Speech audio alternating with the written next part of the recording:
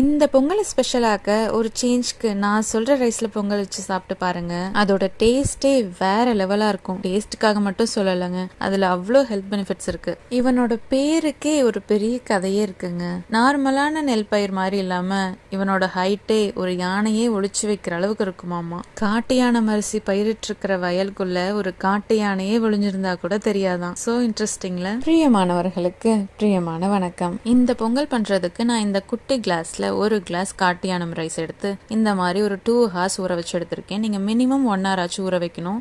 ஏன்னா இது பாலிஷ்லாம் பண்ணியிருக்க மாட்டாங்க. ஸோ ரொம்ப ஹார்டாக இருக்கும். நல்லா ஊறி வந்தால் தான் நமக்கு வெந்து வர ஈஸியாக இருக்கும். நான் முன்னவே சொன்ன மாதிரி இது ஹார்டாக இருக்குங்கிறனால வேக லேட் ஆகும். ஸோ இந்த மாதிரி குறையாக லைட்டாக கோர்ஸாக அரைச்சிக்கோங்க. இது அன்பாலிஷ்ட் ரைஸுங்கிறங்காட்டி ரொம்பவே ஃபைபர் ரிச். ஸோ 1/4 டம்ளர் பாசிப்பருப்பு எடுத்து அதையும் ஊற வச்சு எடுத்து வச்சுக்கிட்டேன்.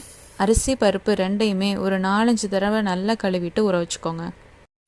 இப்போ குக்கரில் ஒரு டேபிள் ஸ்பூன் கீ ஆட் பண்ணிவிட்டு அதில் இந்த பாசி பயிரையும் நம்ம கோர்ஸாக அரைச்சி வச்ச அரிசியையும் போட்டு இந்த மாதிரி லைட்டாக ஃப்ரை பண்ணிக்கோங்க. இதோட அரிசியும் பருப்பையும் ஊற வச்சுருந்தோம்ல, அதே தண்ணியை யூஸ் பண்ணி நம்ம இப்போ வேக வச்சுக்க போகிறோம்.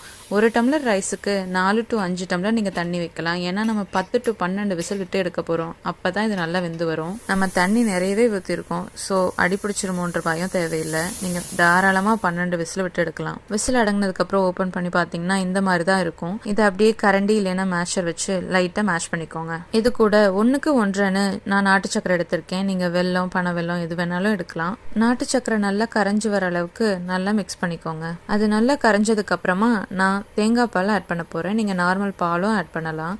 தேங்காய் பால் வந்து நீங்கள் 3/4 1 டம்ளர் வரைக்கும் ஆட் பண்ணலாம்.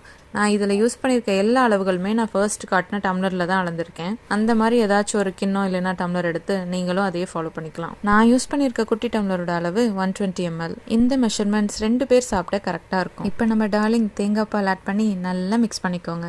இவனை ஊற்றுனவனே அப்படியே பொங்கலே ஜூஸியாக மாறிடுவான். அதுக்கப்புறம் நெய்யில் முந்திரி திராட்சை நல்லா வறுத்து இவனோட ஆட் பண்ணிக்கோங்க. கடைசியாக ஆட் பண்ணிங்கன்னா தான் க்ரன்ச்சியாக இருப்பான். லாஸ்ட்டாக கொஞ்சம் ஏலக்காய் பொடியும் போட்டுருங்க. அப்படியே சூடான சக்கரை பொங்கல் எடுத்து வாயில் வைக்கும்போது யானை மனசு போல அரிசி கரைய, அப்படியே கிரன்ச்சியான முந்திரி பருப்புல 2 பல்லு பட, ஜூஸியான 2 திராட்சை நாக்கில் நசுகும். கிரீமியான தேங்காய் பாலோட மகிமையால அப்படியே ஹல்வா மாதிரி இறங்குவான். இன்னும் எதுக்கு வெயிட் பண்றீங்க?